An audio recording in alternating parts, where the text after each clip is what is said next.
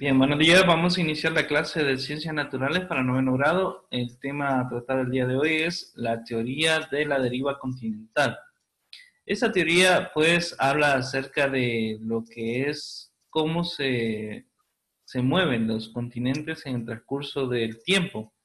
El primero en proponer esta teoría fue este señor Alfred Wegener, que en 1912, pues, propuso esta teoría, por lo menos lo sugirió, que hace millones de años los continentes estuvieron juntos formando un supercontinente al que llamó Pangea. La Pangea era una masa que sobresalía y el resto del planeta pues estaba cubierto de agua. Al inicio pues lastimosamente esta teoría no fue muy bien recibida y ridiculizaron mucho a este señor Wegener, aunque él trató de probar su teoría y hizo muchos descubrimientos importantes con respecto a la teoría, pero igual la teoría no fue aceptada hasta mucho más adelante, cuando otras personas pues se encargaron de hacer investigaciones y probaron que la teoría que tenía el señor Wegener pues era correcta. El señor, pues, este señor nació en 1880 y murió en 1930. Era un meteorólogo y geofísico alemán, autor de la teoría de la deriva continental.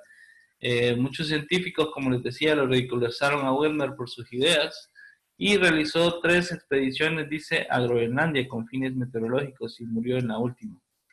En su obra El origen de los continentes y de los océanos expuso sus ideas. Y aquí vemos unas imágenes del señor este.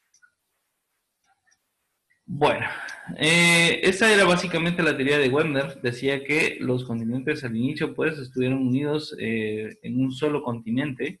Ese supercontinente pues se le llamó Pangea. La Pangea pues debido a los efectos que tiene el magma en nuestro planeta y debido a ciertas condiciones que se presentan en él, pues Wegener decía que este supercontinente resultó fragmentado. Al final, esos fragmentos pues fueron separándose en el transcurso del tiempo y formando los continentes tal y como los conocemos hoy en la actualidad.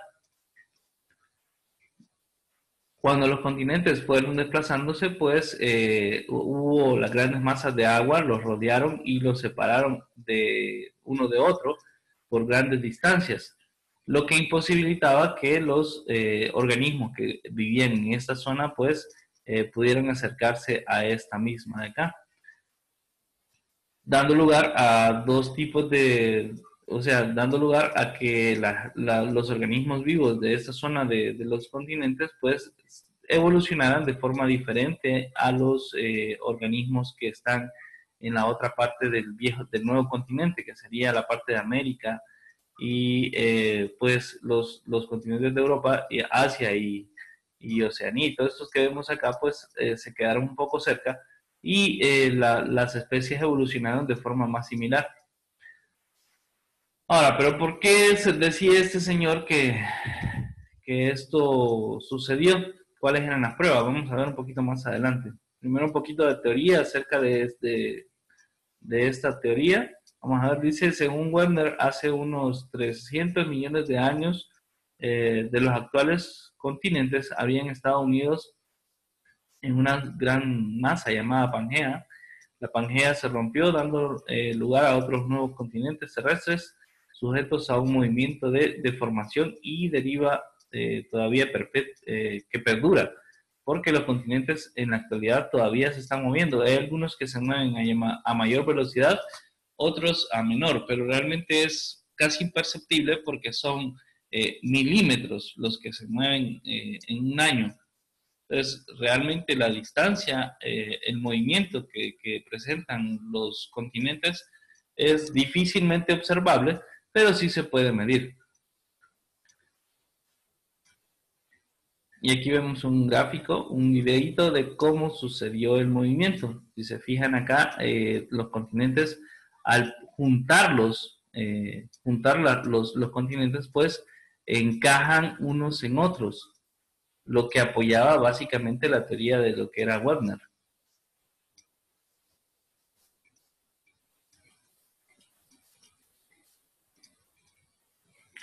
Bueno, a pesar de que aportó pruebas este señor Webner sobre su teoría de la deriva continental, no supo explicar, dice, qué fuerza era capaz de arrastrar masas de tierra tan grandes, por lo que los científicos de su tiempo no la aceptaron. A pesar de que el señor Webner pues propuso algunas pruebas, como por ejemplo geográficas, las líneas de las costas de unos continentes encajan correctamente en nosotros, ¿verdad? En cuestiones climáticas, existen restos de glaciares en Brasil, en el Congo y yacimientos de hulla en Groenlandia que tienen características similares, o sea, donde hay organismos, microorganismos, hay plantas, o hay restos de animales que coinciden entre todos estos y sería poco probable porque están muy separados en la actualidad. Pruebas biológicas, a uno u otro lado, dice, del Atlántico, viven animales terrestres idénticos que no saben nadar, por lo cual no podrían llegar de una costa a la otra. Y paleontológicas, existen fósiles de animales y plantas iguales en las dos costas que bordean los océanos Atlánticos.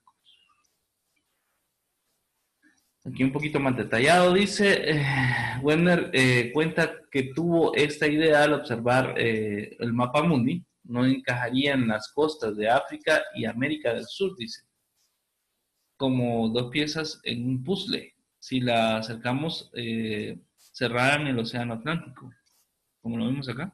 Él venía y trató de encajar lo que eran los continentes. Ahora, si es cierto que no encajan perfectamente, es porque en el transcurso del tiempo, pues, han habido modificaciones en lo que es las costas y modificaciones en el terreno debido al mismo movimiento de las placas tectónicas. Ahora, geológicas dice que hay, son los viejos granitos que existen en África y Brasil, separados por el Atlántico, o sea, restos de materiales minerales de granito están presentes en esta parte de acá y esta parte de acá, donde se pueden observar que son los mismos componentes químicos. También dice cadenas montañosas que presentan continuidad en América y en Europa.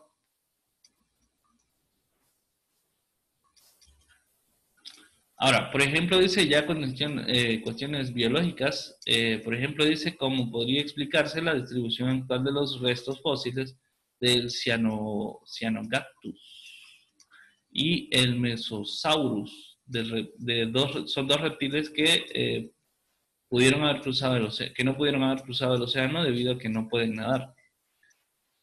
Ah, ¿dónde está eso? Ah,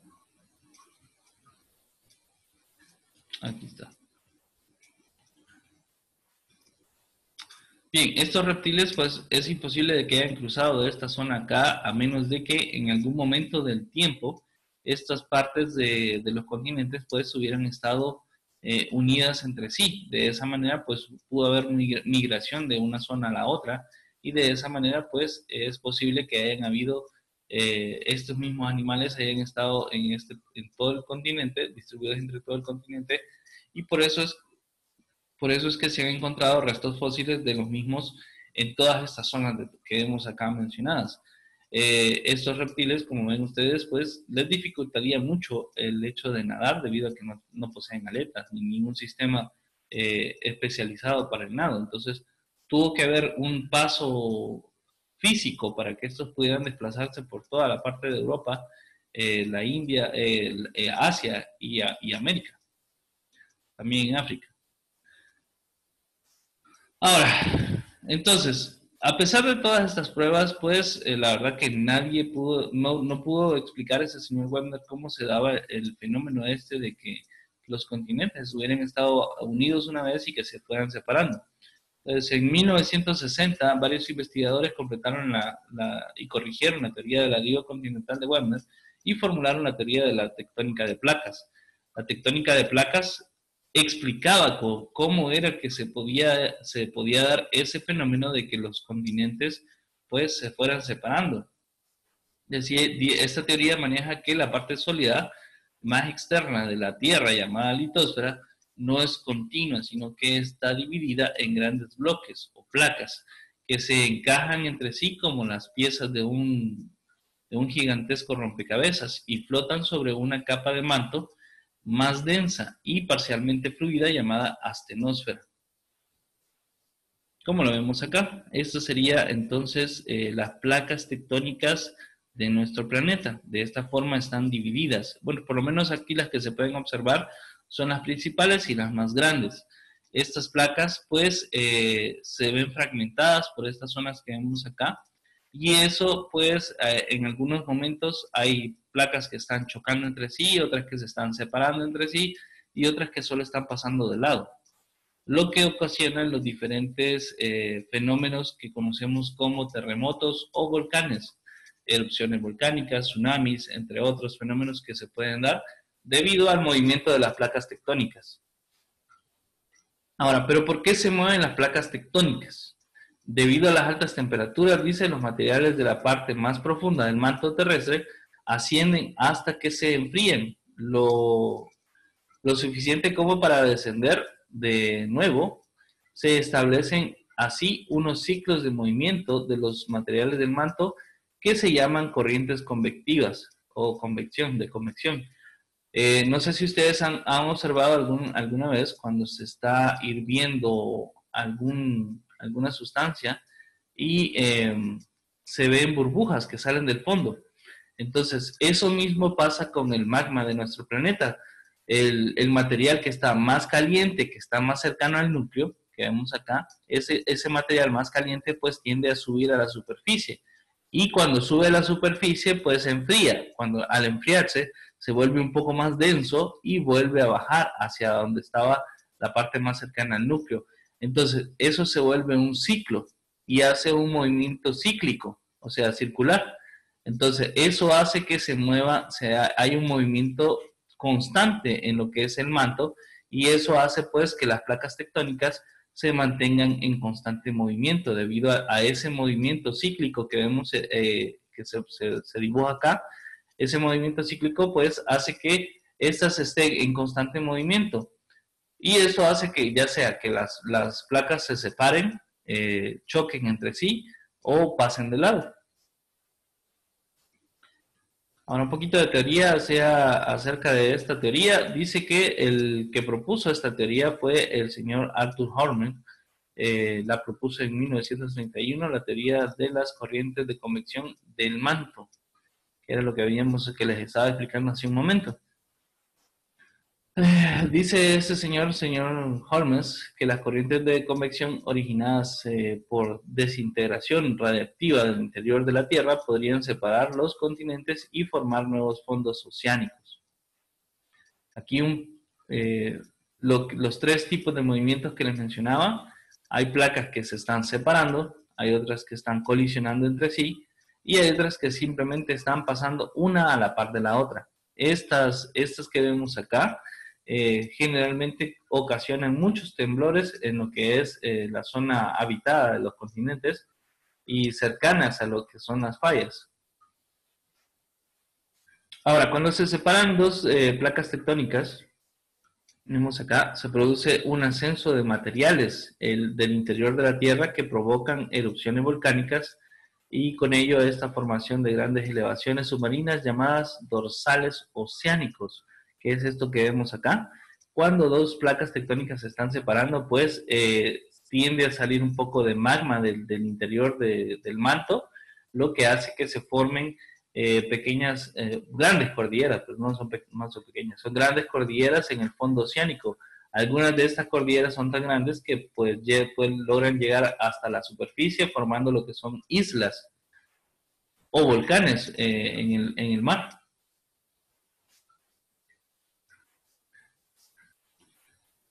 Luego tenemos en el caso de la colisión de dos placas, fíjense que en el caso del fenómeno en el océano, cuando son dos placas oceánicas, si estas dos chocan, pues pueden formar una elevación, formando lo que son también montañas submarinas. Pero si choca una porción de continente con una porción de corteza oceánica, como la corteza oceánica es más delgada, entonces no forman elevaciones, sino que lo que pasa es que la corteza oceánica se hunde debajo de la corteza continental, debido a que esa es más pesada. Entonces, al chocar, pues empuja lo que es la corteza oceánica hacia abajo. Esto también provoca también lo que son liberaciones de magma, formando volcanes en escudo o formando volcanes con garganta. Los volcanes con escudo los vamos a ver más adelante, igual los que tienen garganta. Aquí vemos cómo sucede. Vemos que está la corteza oceánica aquí, se está metiendo, a eso se le llama subducción. A ese proceso se le llama subducción, donde la corteza oceánica pues se hunde en la corteza, bajo la corteza continental.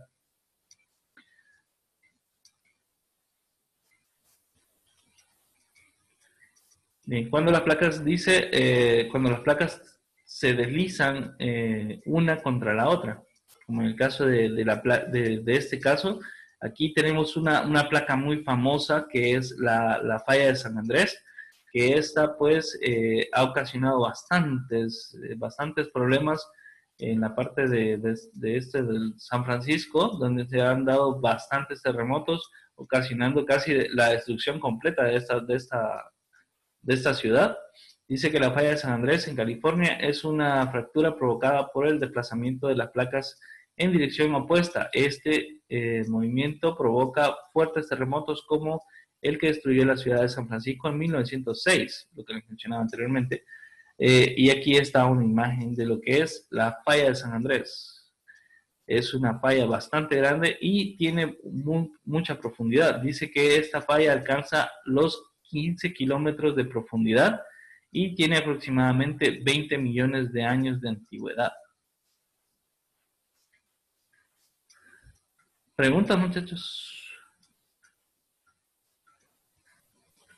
Bien, No, estas son algunas de las preguntas que van a estar en la plataforma. Dice, ¿crees que hay alguna relación, dice, causa-efecto entre la disposición de las placas y la localización de los volcanes y terremotos? Ahora, también otra pregunta dice, ¿por qué Japón sufre sismos con bastante frecuencia y en cambio Australia se considera una zona prácticamente asísmica? Les voy a mostrar aquí un poquito más grande para que vean dónde está Japón. Japón está aquí. Esta paja de aquí que vemos acá, este pequeño hilo de islas que vemos acá, es Japón. Y aquí sería Australia.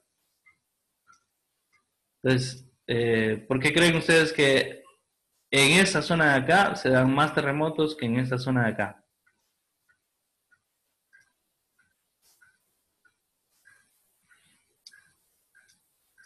Bueno, ahí se los dejo para que lo investiguen y lo vean en la plataforma. Entonces, eso sería todo, estimados. Si no hay preguntas, pues nos vemos la próxima clase.